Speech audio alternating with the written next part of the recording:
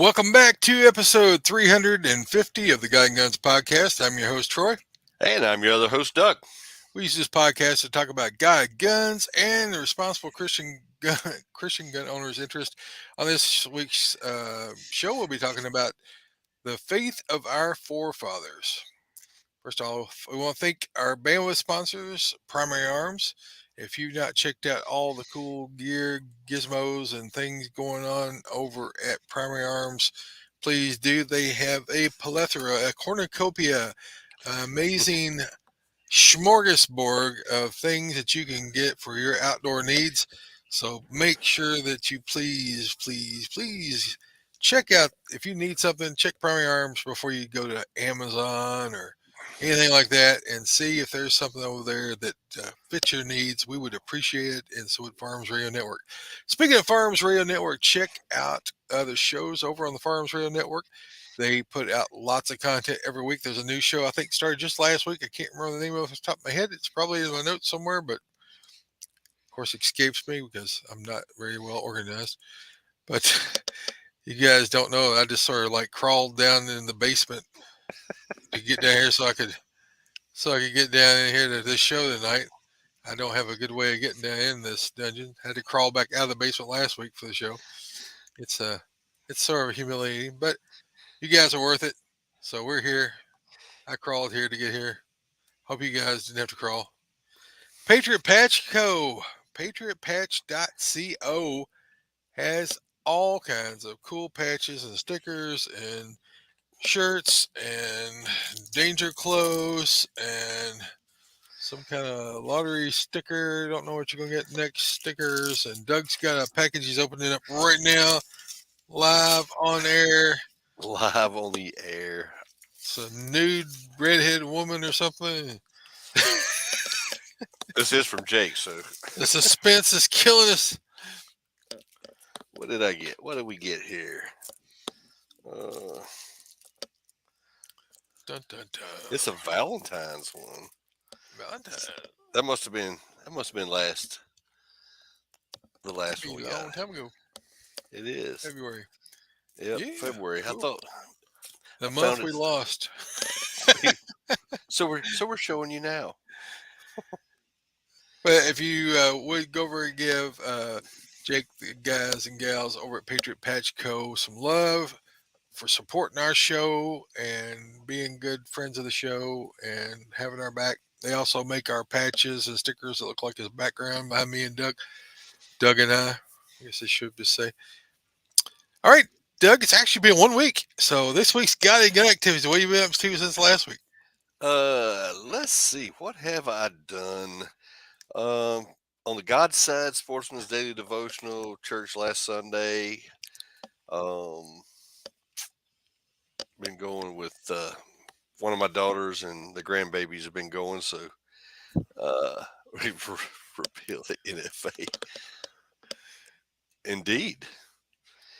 Truth to Uh, power. Truth to it, power. it is. On the gun side, of course, everyday carry. Um, nothing on the gun side this week, really. Been busy at work for the last 2 weeks and finally it's slowing down just a little bit. I did get to go Friday night for a couple hours and hunted a new spot that I have for hog hunting, and it was kind of funny. I got out and the guy that gave me permission to come hunt this property, he's leasing the field out to get hay off of it. So Mhm. the hogs have been tearing it up. And he said, "Man, I want to go." So he's looking through my thermal stuff. He just thought that was the coolest thing, and there was nothing on the field really. And then finally, a little rabbit come out about 100 yards, and I told him, I said, "Here, look through it now. Look at that rabbit glowing." And then a deer finally walked out, and he's looking at the deer. He just thought that was the coolest thing. But by about 9:30, he done got a little cold, and he was ready to go. Cold in So I, Georgia. How'd that happen? uh, How you get cold in Georgia? dude, it's been cold here, man. It was 30 this morning. 30. 30. It was chilly. I think it was 25 here. That it's supposed to be. I think it's supposed to be in the 30s every day the rest of this week and first of next week mostly. So, It did get up to 63 this afternoon. oh, did it? We were up to 70 something today, but it's going right back down. I was at t-ball practice for one of my granddaughters a while ago, and it started getting chilly. And I finally told Wendy, I was like, I got to run. I got to get on the show in about 45 minutes, and I got 20 minutes to get to the house. So got to get it. But let's see, what else have I been doing? Did a little hunting. Uh, hey, got some good news. I Cool. have no brace on the arm right now. Cool. Checked it out, and I have full range of motion to it. It's still a little tender up Yeah. in the cartilage right there where I tore it. But he told me, he said, if I'm working outside, lifting, carrying stuff, put the brace back on and wear it a little bit, and just baby it a little bit. I can take the brace off now, so that's a good thing. But I got to tell you this story. So my granddaughter Riley is 4. She goes to a Christian academy school, and she's been learning Bible verses and all kind of stuff. And she told me when I had my brace on my arm, she told me, she said, Papa, we've been praying for you. I said, you have? She said, yeah. She said, we've been praying your arm will get all better. So the doctor told me I could take the thing off. So I called her yesterday. I said, Riley, guess what? She's like, what? I said, Peppo's arm is better. I got to take my brace off. She said, God fixed you? I said, he did. I said, he fixed me. I said, because you've been praying for me. And she was just as happy as a little lark. Well, So good deal. about brought tears in my eyes when she told, she said, God fixed you? So that was good. But uh, that's about it for me, man, this week. I've been listening to the radio in the house, not in the truck. It's Isn't been that amazing? it is kind of nice. I've actually got it going right now. Listen to Indiana D Star Net. It's kind of Oh yeah. going on, but just got done with the Kentucky D Star Net, so I've been doing a little ham radioing and I missed it. I was on the way home. We had lots of problems this afternoon and got home late, ate late, and then crawled down here at the last second. So I didn't get to check into the net. well, I have not ate yet because, like I said, we were at T-ball practice watching that going on, her first one, so had to go to the first one. So All running around different directions, yeah, standing out in the outfield picking grass, and dude, it's like herding cats, man, herding cats. yeah. What you been up to? Well, let's see. Daily Bible reading. I served in church security last Sunday while on my little scooter, so that was interesting. It's the first time I ever done that, but I rolled right on around and did what I needed to do, and they asked me to serve on security this Saturday and Sunday. We've got a revival this weekend, Friday, Saturday, and Sunday. So they were short and they needed somebody to fill in. So I said, "Here am I, send me on my little roller cart thing, a little knee kicker." So Put your light doing on it. that now, I need to get a backup alarm because I about ran over some little kids. Man, they walk up behind you, you don't know they're there. I need a mirror so I can see behind me. I used to have a cool set of. Used to have a cool mirror. I see Daryl over calling us kids. What in the Hmm. world? Kids. You ain't that much older than us, Daryl. But he said mount a Gatling gun on your knee kicker. yeah, I need a bigger break. But it's a little top heavy already with me on it. So what was I doing? Church. Yeah, I did church security. They had church last night, but they're going over that TV show. Was it The Chosen or whatever? Uh And huh. they're like reviewing it and saying what the scripture actually says compared to what it says. And that kind of stuff. I didn't make it to it last night. I had a sort of a setback.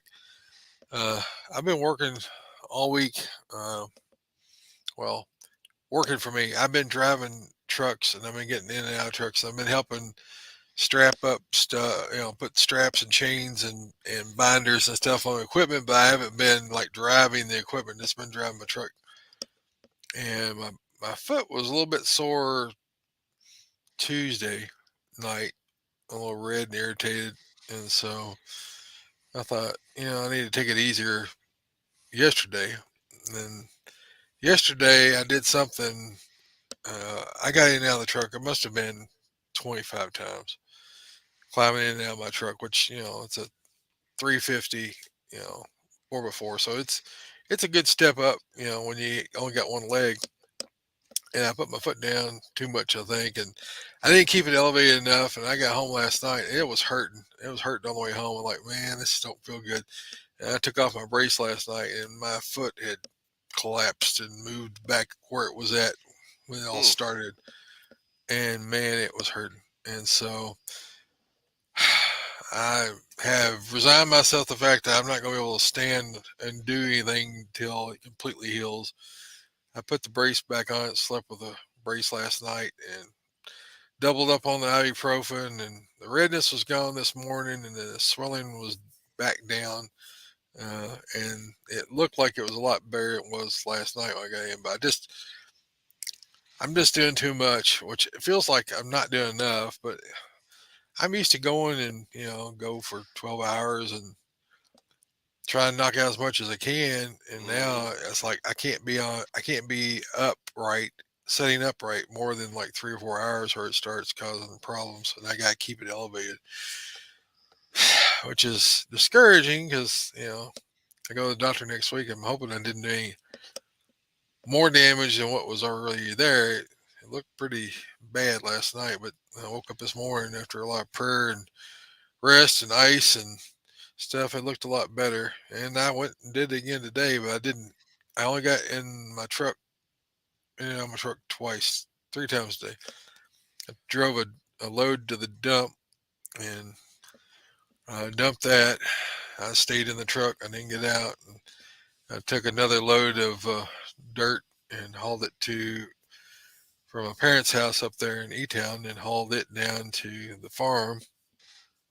And I'd rented a skidder, a bigger skidder. It's got forks on it to load a bunch of pallets that was up there. And we got about 3/4 of all that done. So we've been trying to work outside while it hadn't been raining and before it rains tonight.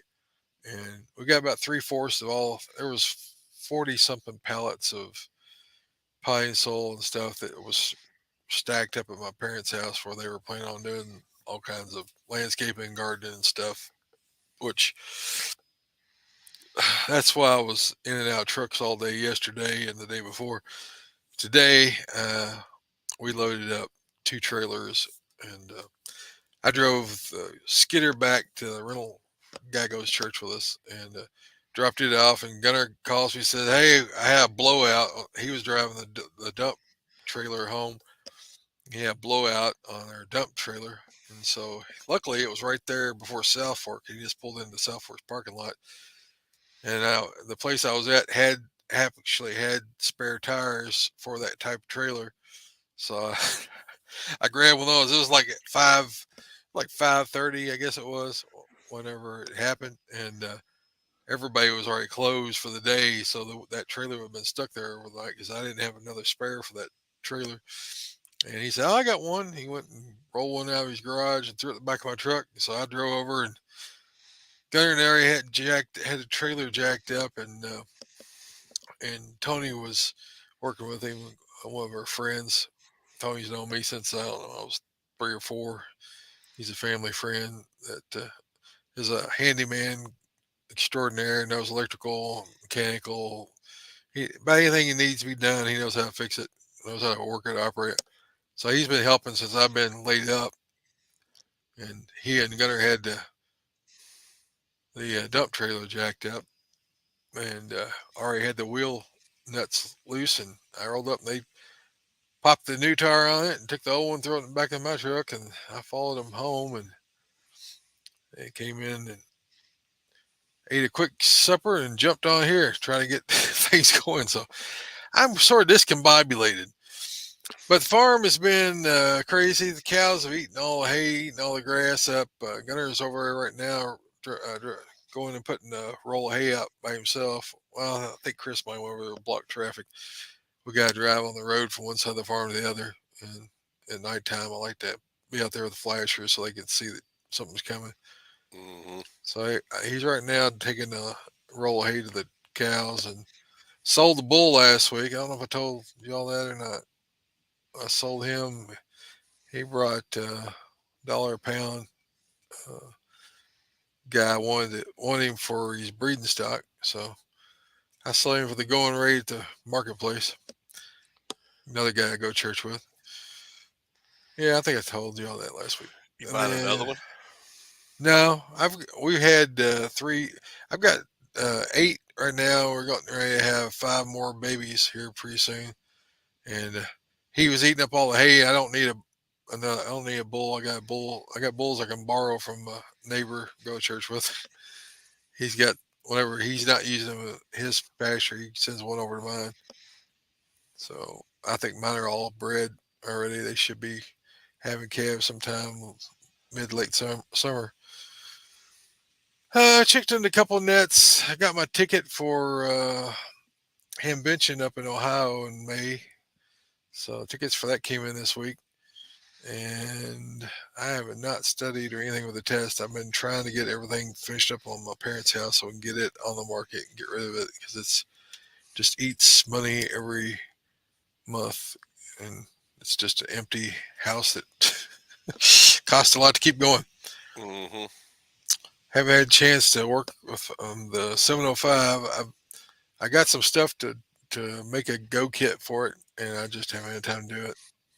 Guns, other than just carrying every day, I haven't done anything with guns. I haven't even got to shoot at groundhog out back since last week.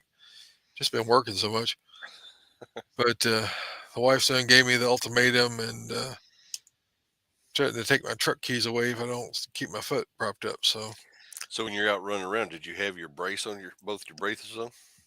yeah, I wear a brace when I'm out, but it's that my foot's not elevated, and that and the fact that I'm getting in and out, in and out, in and out of the truck, hooking up to trailers and disconnected the trailers, and I.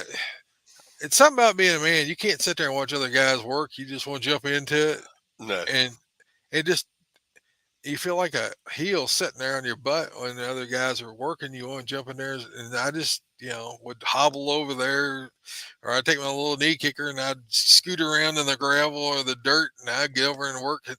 And inevitably, I'd lose my balance and put my foot down or something. And I just all that getting in and out, climbing in and out of the truck, and going and standing on one foot was hurting my other foot because it was holding my most of my weight. I was just being a bad bad patient. I don't have any patience to begin with, and it was feeling better. I thought, well, this brace must be holding it pretty good. I was doing too much. So hopefully there's no permanent damage more than what I was already dealing with. It was hurting on the way home when I went and got that tire. Uh, it started hurting, but I'd been sitting upright again for most of the day. So I got to eat my foot up, and then I crawled down here. I get down, I'll crawl back upstairs, and I'll put my foot back up, be a good boy.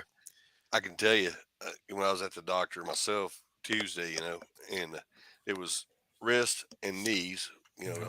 I was still battling that, but I had every intention of going there this time and getting cortisone shots in the knees because I've been taking this other medicine, and it it has miraculously all of a sudden started kicking in. I don't know if I had to get it in my system or what, but oh man, huge change. I can actually walk and Good. not in pain. It doesn't feel like I got gravel in there, glass that's digging in when I'm walking. I had a shoulder that did that. I've blown both my shoulders out twice. Well, the right one I've blown out three times, lifting weights, football, car wreck. And then the left one twice. And this shoulder, when I used to raise my arm up, it sounded like gravel popping. You could hear it just like crunch, crunch, crunch, crunch, crunch, crunch. And you could just, when I roll the shoulder, you could hear it popping and cracking. Hmm. Ain't nothing there now. I don't know what did it. The only thing I think I've been fasting. Maybe, I know that fasting will kick in your body into doing repair when you go over like 3 days. And it also causes you to have more of the Oh, one of those cells. Your body generates certain stem cells. Your body generates more stem cells when you Hmm. fast for like more than 3 days, like 7 days and stuff, which I've done quite a bit last year. I haven't done but 3 day fast this year, and I've done two-day fasts this week. I've only eaten two meals since Sunday. One was just before the show, but um, which has got my blood sugar right down in the 80s and between 80 and 110, somewhere in that range. Uh, but they say that those stem cells go in and start healing places where you got damage and stuff when you do the fasting. It's part of the benefit of fasting. Hmm. All right, I'm packing the Shadow Systems XR920, and it's got the red dot, Cruiser Trace red dot, on it, and a Super Tuck, and I got a ED2 Surefire light, and I've got the new Kershaw Auto Launch 14. Oh, So what are you packing tonight? I am packing. I'm actually still packing everything because I just got home a while Just ago. walked So in, huh? I did. I got the Glock 19 because my wife took my Sig 365, but that's soon to be rectified. But I got the Glock 19. I've been packing around with me, and I have. Let's see, what have I got? I'm emptying my pockets because I haven't done that yet. I got the Spartan auto knife, Q. which out the front, I like it. It's got I don't know if you can see it or not. Probably not. Oh, you can a little bit. It's got the Damascus steel, Yep. but you can tell by the wear and tear on it that it gets carried a lot. So that's what I'm packing tonight.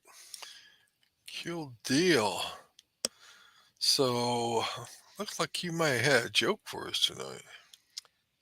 I do have a joke, and I'm not sure that I've ever told this one. Believe it or not, I found a new place that I could go find jokes and funny stories for pastors, for their sermons and stuff. And it's got a wealth of stuff out there. So I found this one. Not sure if I've told it, but anyway, 6-year-old Angie and her 4-year-old brother Joel were sitting together during church services. Joel was giggling, he was singing, talking out loud. Finally, his big sister had had enough. You're not supposed to talk out loud in church. Joel says, why? Who's going to stop me? Angie pointed to the back of the church and said, you see those two guys standing back there by the door? They're hushers. I have seen people in church I would call hushers. I've been Shh. I've been Shh. hushed before. I've been shushed. Shh. Daryl says he's gonna be 60, and you're gonna be 58. I'm gonna be 57. Yep, you are the youngster. I am the youngster and the best looking, so I got that going, There you go. and the most full of it. All right. Now I don't know about that one now. Let's see. This day in history. You got some history for us as well. I I got have a lost my Bible verses. I had them right here, and then I just lost it. Go ahead. I got a little bit of history for us. On this day in history, the United States Military Academy, the first military school in the United States, is founded by Congress for the purpose of educating and training young men in the theory and practice of military science. Located at West Point, New York, the U.S. Military Academy is often simply known as West Point. I thought I that got was to. pretty. I thought that was quite interesting. I was fortunate to work with a guy that went to West Point.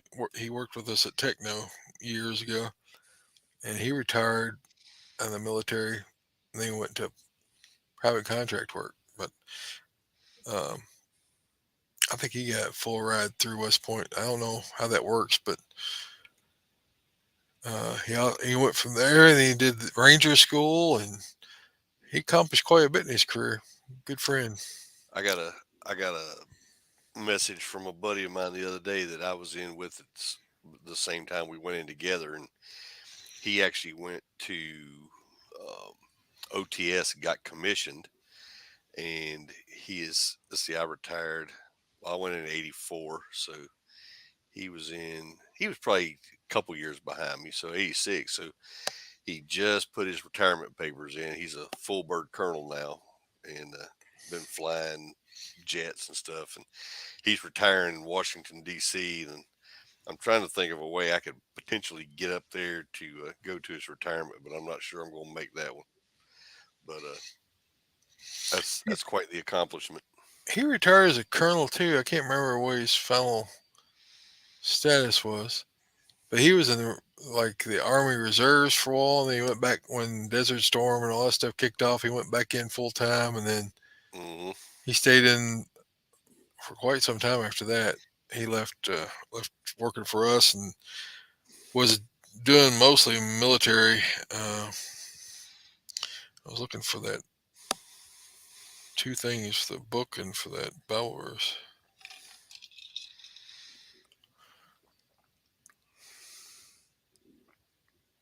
Oh well, I guess we'll endeavor to persevere. Bible verse is long ago. Let me pull it back up again. I don't know. The app closed. I had it on here.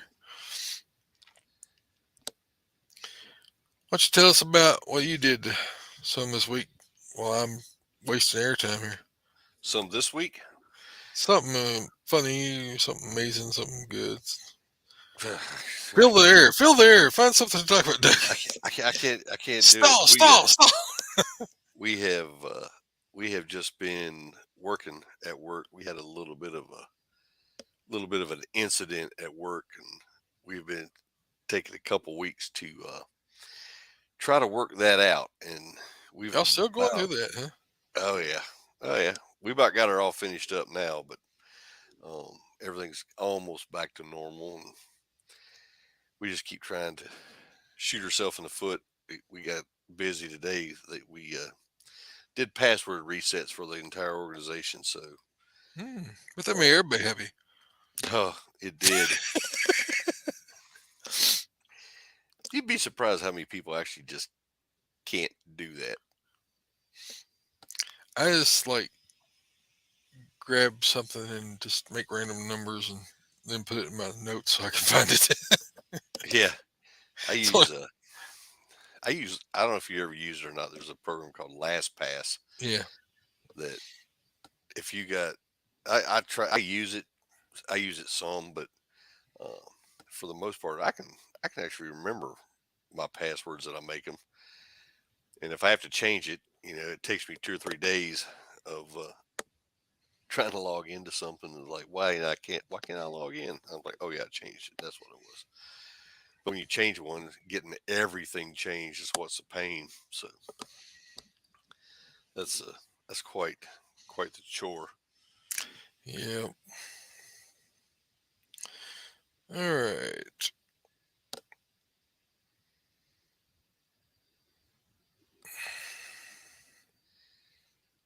It sounds like Indiana D-StarNet is over. They wasn't on there too long.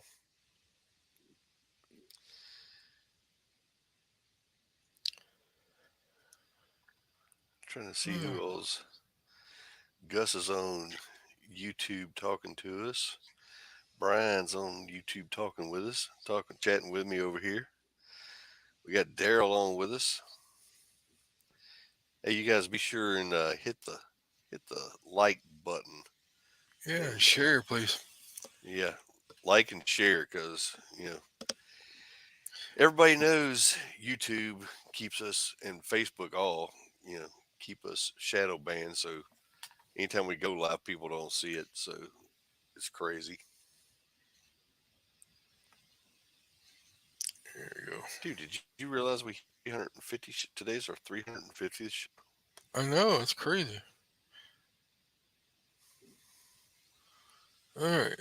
I found the verse. I don't know why I lost it to begin with. Luke 15. We're going to be down in verses 11 through 32. I don't know if I'll read that much or not, but we'll see how it goes. Verse 11, again, losing myself. Luke 15. And I've done something wrong here. Passage. All right, Luke 15, verses 11. And he said, there is a man who had two sons. The younger of them said to his father, Father, give me the share of of the property that is coming to me. And he divided his property between them. Not many days later, the younger son gathered all he had and took a journey to a far country. And there he squandered his property in reckless living. And when he had spent everything, severe famine arose in that country and began to be in need. So he went and hired himself out to one of the citizens of that country, who sent him into the fields to feed the pigs. As he was longing to be fed with the pods that the pigs ate, no one gave him anything. And then he came to himself and said, how many of my father's hired servants have more than enough to eat, more than enough bread, but here I am perishing of hunger. I will arise and go to my father and say to him, Father, I have sinned against heaven and before you, and am no longer worthy to be called your son. Treat me as one of your hired servants. Then he arose and came to his father, but while he was still a long way off, his father saw him and felt compassion, and ran and embraced him and kissed him. And when the son said to the father, I have sinned against heaven and before you, I am no longer worthy to be called your son. But the father said to his servants, bring quickly the best robe and put it on him, and put a ring on his hand and shoes on his feet, and bring the fatted calf and kill it, and let us eat and celebrate. For this my son was dead, and he is now and is alive again. He was lost and is found. And they began to celebrate. And I'm gonna stop there because the rest of it talks about the brother, and that's a different story. But so I identified as this prodigal son. I identified as David. I identified as many of the lost sheep that uh, was raised upright, lived. I walked the walk, talked the talk as a Christian. But when I got into my teen years and got into my young adult years, I went out and wanted to do my own thing. I lived for myself, and because of that, I incurred the penalty of sin. When you commit sin, there's a penalty to it. And so that penalty, whether you're a believer or not a believer, whether you're practicing or whether you're outside of your faith, whatever it is, there's a penalty for sin. You don't always get caught right then, but you're going to get caught. And it's not that it's caught is a bad thing. It's caught is a good thing, because if you don't get caught this side of heaven, you may not make it. So if you get caught in your sin and uh, it brought out, and you confess your sin, you ask forgiveness for your sin, and you repent from your ways, and you change your life, and you follow after God. I identified with that because the devil will tell you, oh, you can't ever be accepted back in the church. People think you're a hypocrite. People think that, oh, you failed, and you can't ever be a part of the church. You can't ever serve in the church. You can't ever hold your head up in the church and saying, that everybody's going to be looking at you. Everybody's going to know what you did. The best thing to do is confess it. They ain't got nothing to talk about. If you confess it, put it out there. The devil has no hold on. Anytime you confess sin, the devil doesn't have that to hold against you. He doesn't have that shame to hold against you. Let me tell you, everybody sins. I mean, there's not a Christian that's walked this planet except for Jesus that uh, didn't sin.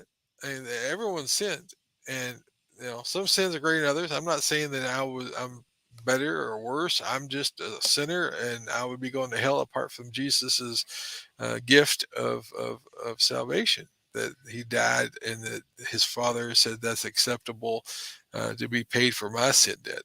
And so I know a lot of guys and stuff that went to church with us when we were younger, and they won't come back to the church because it's a embarrassment. They don't want, they think that they've lived so bad in the world. They think that their sins can't be forgiven. They think that they've done something unforgivable. They think that, or they don't want to confront their sin. They don't want to be confronted with their sin.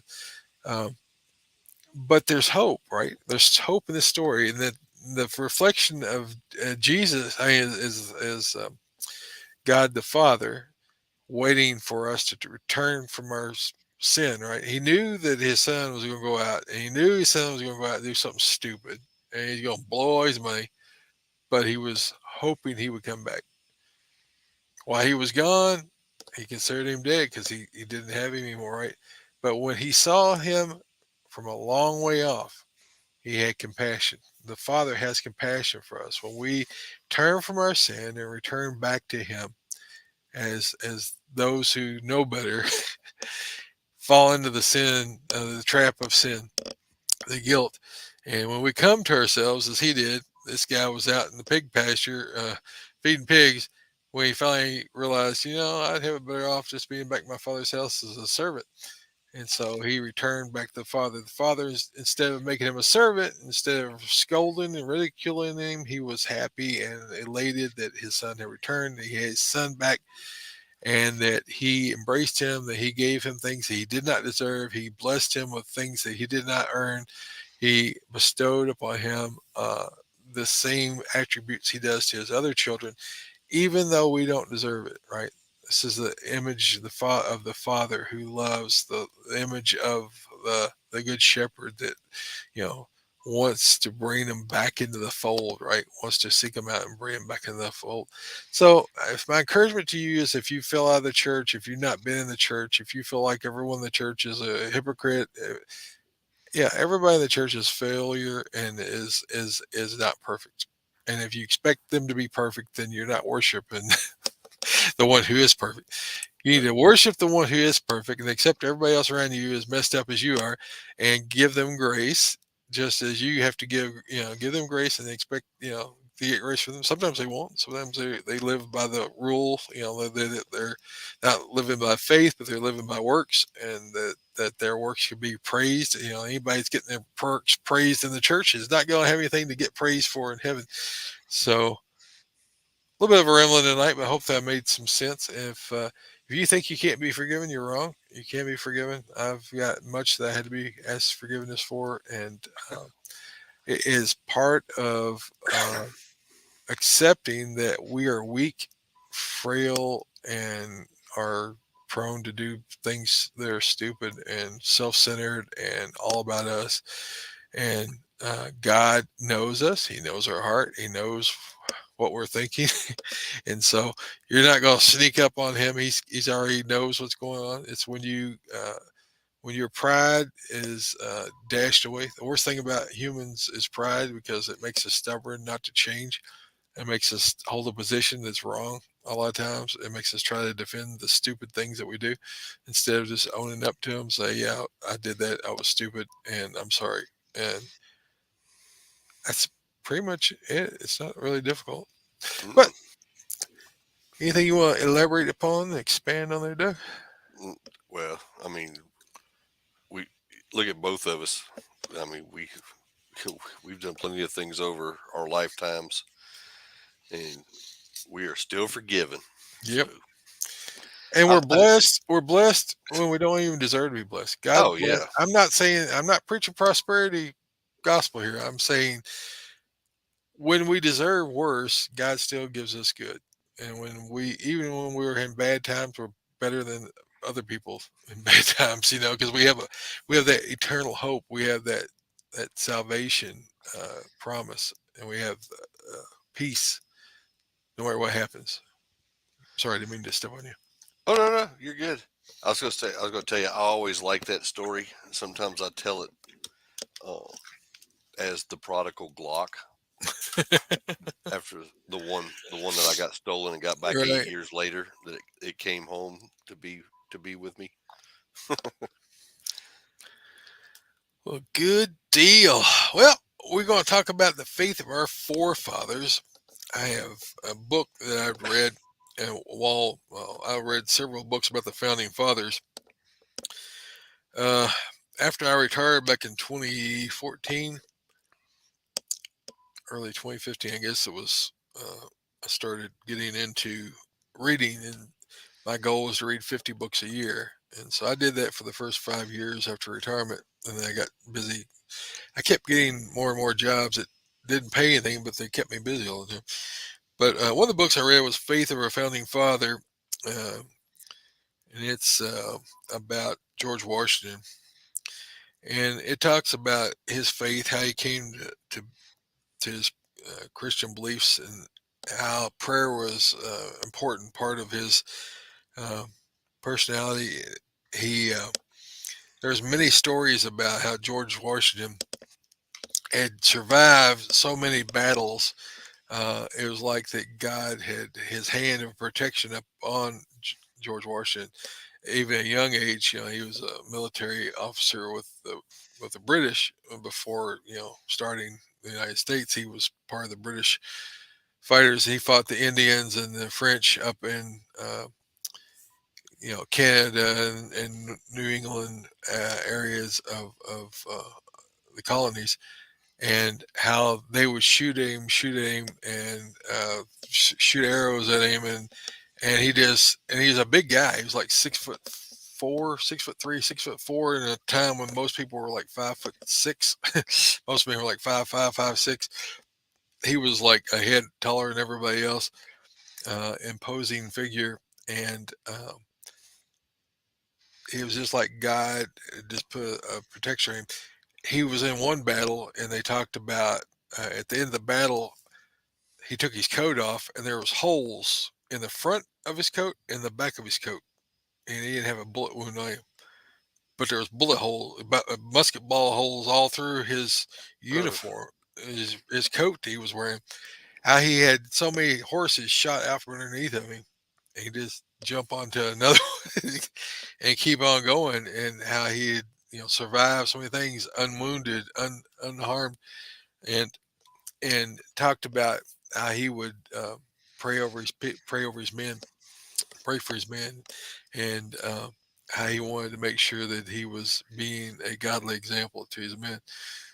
And that was just one of the founders. But there's a series. There's another book that I had read that's Faith of Our Fathers, and it's what America's founders really believed, and it talked about their Christianity. A lot of more recent writers try to portray Ben Franklin as a bourgeoisie, went to France and had sex with a bunch of different women and was not very faithful and all this stuff. Uh, but he was a very religious person, as well was Thomas Jefferson and Madison. James Madison was a very devout believer as well. They had different philosophies about how the country should be ran. Thomas Jefferson did have a Bible that he made his own image. He had this idea of he took a Bible and he cut out the parts he didn't like and he added parts he did like. So Thomas Jefferson was probably the most least devout Christian of the bunch, but he still did believe in God. He just didn't like the way some things were phrased. He liked to phrase things in his way, but he was a believer. Now, he wasn't a perfect man, and there's always been attacks on Thomas Jefferson. But he was the oh yeah. youngest of the group. He was in his 20s. All the rest of the guys were in their 40s and 50s that were, the writers of the Constitution, who were part of the Constitutional Convention of these states. And all these guys were trying to find their way. So, why am I bringing up Faith of Our Forefathers? Well, I encourage you to study the history of the United States, that you study the founding documents, that you study the guys and people who were instrumental in separating themselves from the tyranny of a king in England, a far off power and a long, far away place that had deaf ears to the needs of the people. And what brought them to the point where they, as believers, 99% of them, got some neighbor calling me. Turn that off. I thought I turned it off already. But I usually have it turned off. Hopefully, it ain't nothing important. Uh, he'll call a wife at some point.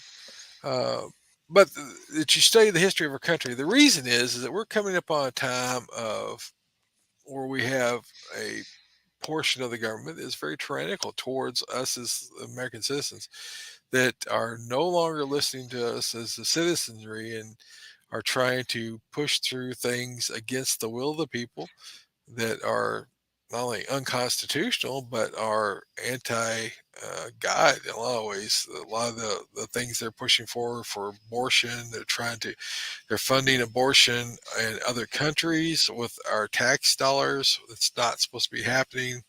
There were several things that were put in place to prevent that from happening. They're pushing forward very sinful behavior and are funding that kind of stuff with your tax dollars, which again, this is separation of church and state. That goes both ways. That doesn't mean that the country gets to be secular. It means it can't choose any religion, whether it's atheism or whether it's anything that is pushing the faith of people or trying to destroy the faith of people. The government is not there to tear down everything that's Christian. It's supposed to be staying out of all religion. It has nothing to do with religion. The government institutions that is held by the people. That's not anything that's. But they're not happy with that. They want to people who are getting into power through hook or crook are trying to use the bully pulpit of the government and the agencies, not necessarily the elected officials, but the judgeships, the ones that the appointed judgeships Hmm. and the bureaucracies, right? The unelected, unaccountable for bureaucrats are using these things to attack our freedoms, our rights. We see the ATF constantly trying to make law and make penalties for things that are not illegal or not unconstitutional. And it's to the point where people are like talking about we just need to repeal the NFA because it's unconstitutional to begin with. They're using tax law to try to regulate firearms, which is unconstitutional, and it should have been struck down back in 1934, and parts of it were. I mean, the reason that we have short barrel rifle as an issue is because originally they banned pistols. This is 1934 because of criminals. Because of criminals' actions, we got to ban it for everybody. So they banned pistols, then they banned short barrel rifles, then they banned machine guns, and they banned suppressors. Well, no, they didn't ban them because they couldn't ban them because it's unconstitutional. So they Right. said, okay, what we're going to do is we're going to make a tax on these things because that way poor people can't afford them. Because back in when a machine gun cost you $28 from Thompson Machine Gun Company, or it was uh, the Thompson machine gun, you could order it at your hardware store or pick it up at the hardware store for $30 or something. Well, when you had to pay $200 for the right to own that, then that became cost prohibitive, right? It was eight Hmm. times the cost of the gun itself. Same thing with a suppressor. You could buy a suppressor back then for like $3 or $4, right? It's just a piece of tin with some baffles. It's really cheap, simple thing. Well, no, with $200, people are like, well, I can't afford it. Well, that eliminated effectively for anybody except for the ultra rich, right? Or politicians who waived the right and they got to do it, or for the government, right? That the people, the different agencies could have these things, but we, the people, could have them. Well, we could have them, but we had to come up with enough money. So, in a way, it's effectively banning. Well, now that $200 is, I mean, it's still a lot of money, but it's not nothing like what it was in 1927, right? Or 1937. So in Right. 1937. So, but they're using the power to tax because the government has the power to tax. But we could get a whole other discussion about that they had the power to tax individual uh, income and wages. And there's nowhere I've ever read anywhere that they have the right to tax people's income. They have the right to tax businesses. They have the right to tax trade from other countries and put tariffs on things. And embargo taxes. They have the right to do those things, but to tax individuals, the whole reason that they passed, the taxes was, oh, there's these 20 really, really, really wealthy people in the United States, these barons, and they were going to, and it was just going to affect those 20 people. Well, now it affects everybody. And not only is it, but here we are. I'm getting off on government. Uh, I could do this all night long, and I just have a bunch of amen people in the choir.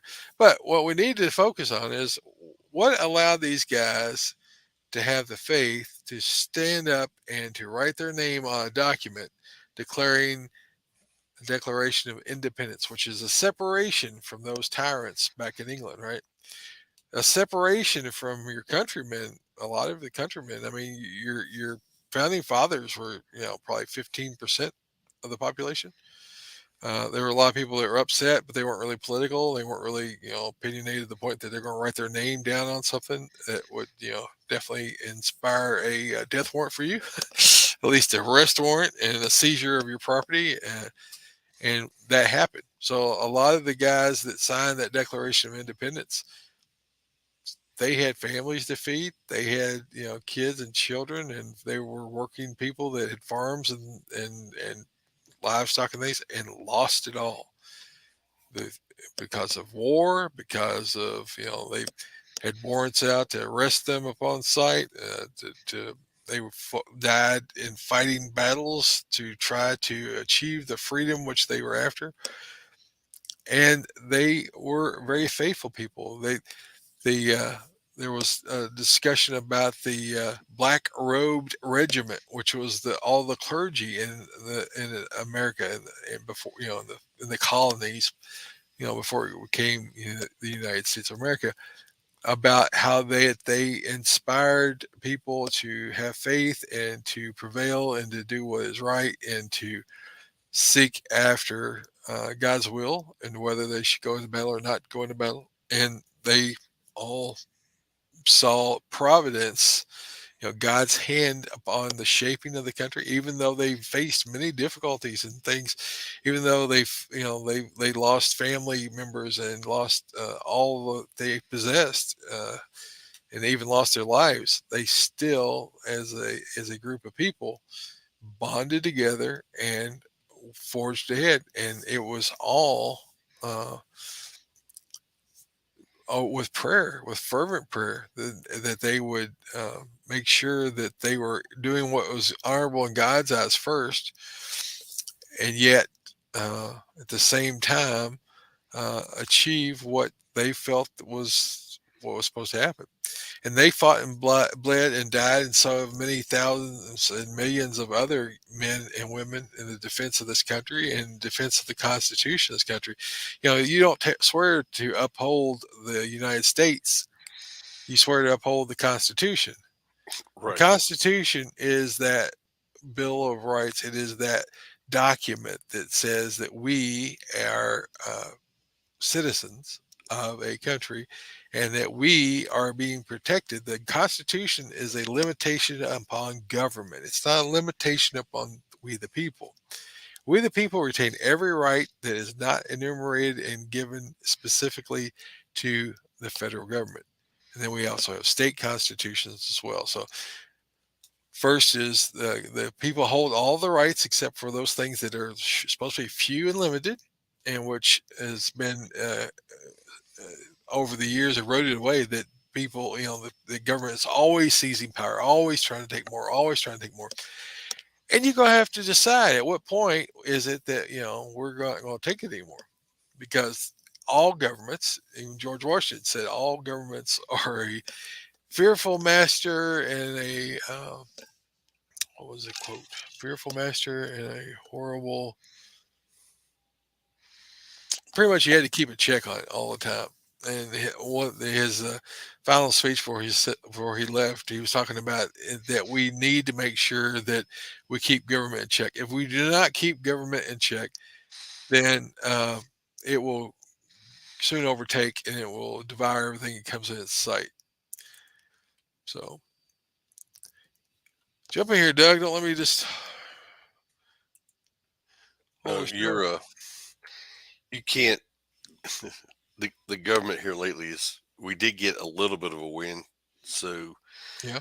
uh, We're winning the Georgia courts, gun but the owners, or states are not still Georgia gun just owners, but gun ignoring it. owners of America, Texas, and somebody else all filed suit against the pistol arm brace in court against that stupid ruling that they have out there. And I think they got, if I'm not mistaken, I think they got hit with um, what do they call it, a stay. They have to till the court makes a ruling on it. They can't take any action on it. Yeah. Help me out.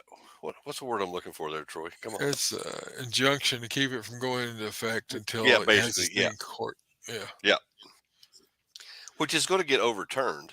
You know, it's going to get overturned. It's not constitutional. They can't do it, just like they did with the bump stock ruling. You know, that got thrown out. So this is It going to got get thrown thrown out, out and also. it got thrown out at the circuit level, but it hadn't gotten thrown out at the Supreme Court yet. But it should, based upon their ruling on uh, what was the ruling in the Supreme Court, the Um, New York Pistol Association, yeah, Garland, Merrick, was it Merrick Garland, and I forgot. It has been a long day. I apologize for you guys. To you guys. Heather was saying that Brianna's got a curtain call for Jesus of Nazareth. I need Jesus of Nazareth play. She's going to be starting in Saturday, and Saturday is her red carpet premiere. Well, congratulations, Brianna. the red carpet. Yeah, Heather and George, and we got Bill Muller in here, and golly, a lot of people in here. I was rambling on. I didn't see any of this stuff going on, Doug. You should have been popping this stuff up. I don't know what you mean pop. Oh, on the bottom. I don't know if I can Display do it. it. I don't know if I can display it from my side or not. Oh, you can? I thought you could do it now. You can click on it and see if it shows up.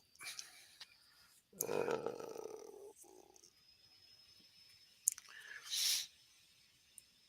Rick's in the mm-mm. house. Yeah, it don't do it for me. Hmm. You have the power. I've got the power. Well, thanks a lot for joining us, guys. I rambled on a little bit, but it's important to know the history of the country, and it's important to know what they were fighting for. A lot of people try to say, well, they were fighting over slavery and getting they were just a bunch of rich guys fighting over slavery. No, they weren't. You look at the history, a lot of these Mm-mm. guys, several of them were pastors of churches. They were not, these weren't wealthy, all of them weren't wealthy people. There were some that were, more moderately wealthy, but they were fighting against the king who was very wealthy, who was using German mercenaries to come in and attack the people. That's another history lesson that you need to be aware of, is that the king didn't use other English people to do a lot of the attacking, right? Because it's like, hey, your neighbor is a redcoat and he's coming over and attacking you. Well, no, he goes to church with you. He wouldn't do that. So what did the King George do? He sent in German mercenaries that didn't speak the language. They were called the Prussians. The Prussians. So they came in and they were mercenaries, and that was the battle in New Jersey, Trenton, Battle of Trenton. They captured the Persians. They were all drunk, partying for Christmas, and so when George Washington went across the Delaware into river into yeah, I know I've read this stuff. I just can't remember it. But when Trenton attacked the fort in the night, and that was another thing. Like nobody heard them or nobody. The report didn't get out, and so they were able to have a great battle victory because of that. But it's important that well, why would King George use that? Because you're not gonna be fighting your countrymen. If this thing kicks off somewhere down the road, you'll be fighting UN troops. You'll be fighting allies of a certain part of the political class in America. just making you aware. When you see millions of people coming across the borders and they're not all Hispanic, Yeah. uh, and you see the banks closing left and right, and you don't have a lot of cash or Oh silver yeah. coin put away, if you don't have enough food to get you through a growing season, you might want to go out and get you some easy to cook, uh, something easy to carry and pack light, like rice, beans, and oils. Oils are going to be hard to come by. Things, if history is any teacher, which I believe it is, and I've proposed this kind of stuff for years. I mean, 10 years. It's been 10 years now. It'll be It 10 years for has. me. It'll be 10 years for me coming up in June of doing this show, and you don't have to go out and be a kook, move into the woods. You can just be smart and put away things that are valuable for barter. And you need to Hmm. learn what barter is, because the black market will be your friend and will feed your family if you prepare. And it will probably be the only way you can, especially if they start enforcing some kind of government mark or something that you can only buy or sell if you have approval from the Afua. I mean, from somebody up at top. You can only do that with their approval, and they tag. You can tag cattle and dogs and stuff with these little electronic chip things, and you have all their data on it, so that you can find out whose they are and where they belong and where they're not allowed. Hmm. Um, if you know what's planned for you, you can sort of prepare for what you're going to have to deal with. If you just want to ignore it, uh, then you have to deal with that as well. Either way, in the end, we win. Jesus wins. That's Uh, right. but it's just how much you want to suffer before you get there. Wise, be wise as serpents and as innocent as lambs, right? And preach the gospel, because that's the only hope that this world has is Jesus Christ. All right.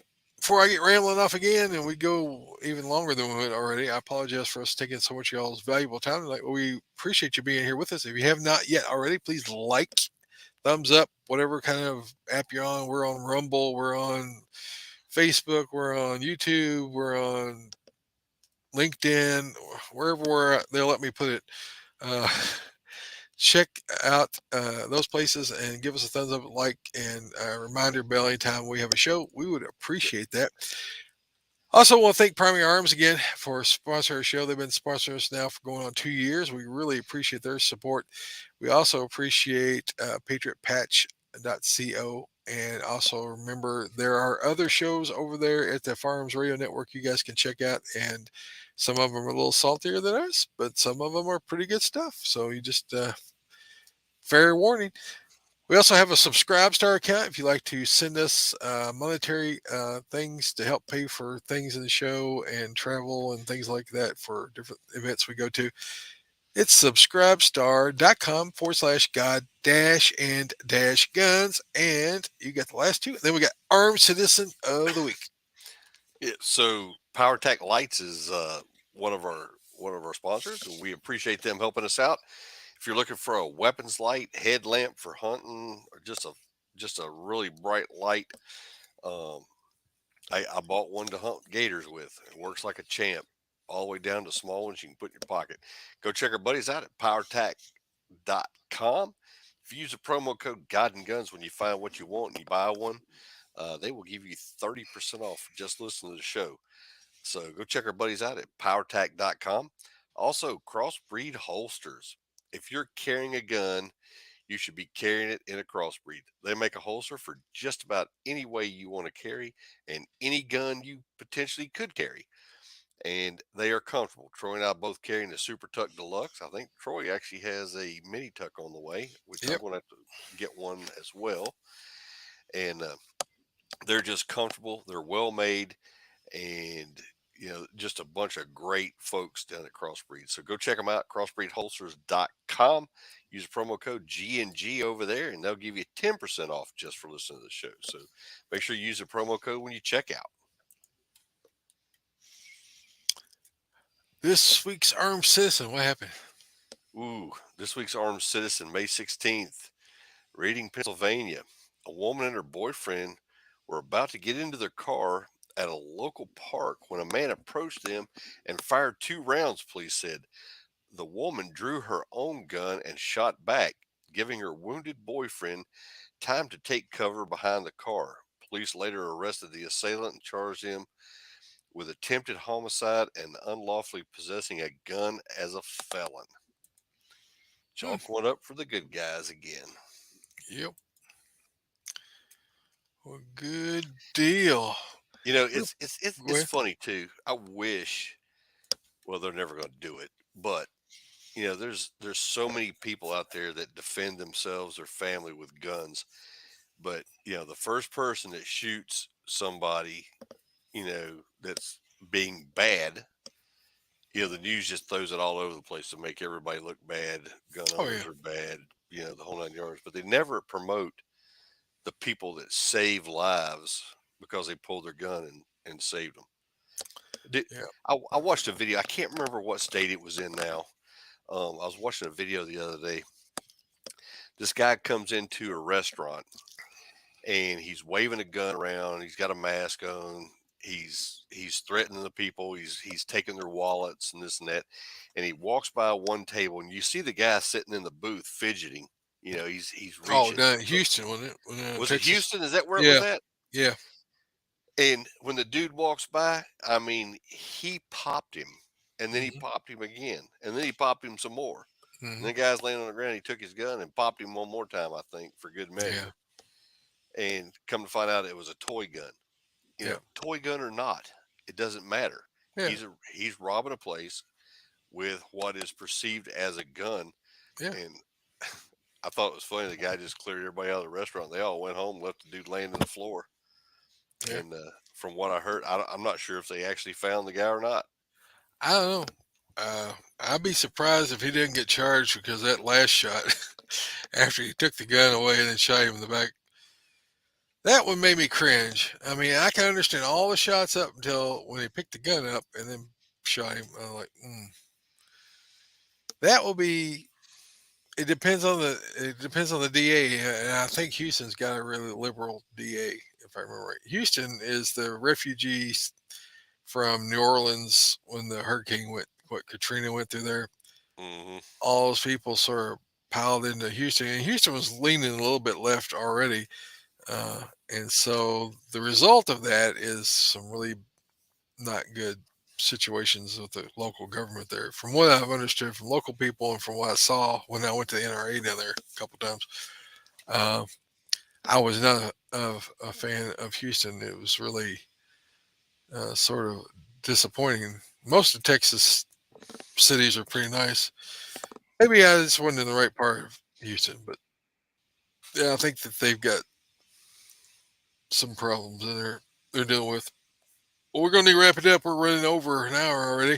We appreciate you guys being out there. If you've not already, you can make a comment to Doug and I. We appreciate hearing from you guys and keeping up with you guys. And we are trying to get back on regular schedule. And Yep. I'm trying to be good and not get any more injuries. And I've got trying to heal up so I can be here on a regular basis. But we're going to wrap it up. Send your feedback to Troy at GuyGunsPodcast.com or Doug at GottenGunsPodcast.com. please tell your friends about us. Leave us an iTunes review. Like us on Facebook at Facebook.com/GuyGunsPodcast. You can subscribe and follow us on YouTube for now. And you can find us on Instagram. And we've got a Wimkin page that I've not seen myself in 6 months. We're on Rumble right now, live as you speak. So if we Live. disappear if we disappear on YouTube, you can find us over on Rumble. You can find us on MeWe if you want to do some gun trading. I think there's still some gun trading happening over there from time to time. There Our are. website is guidinggunspodcast.com. And until next time, Doug, have a blessed week. And keep your guns close, but keep your Bible closer. You guys have a great night. Good night, everybody. Thanks for Thanks for joining joining us. us. Yeah, we'll talk to you later.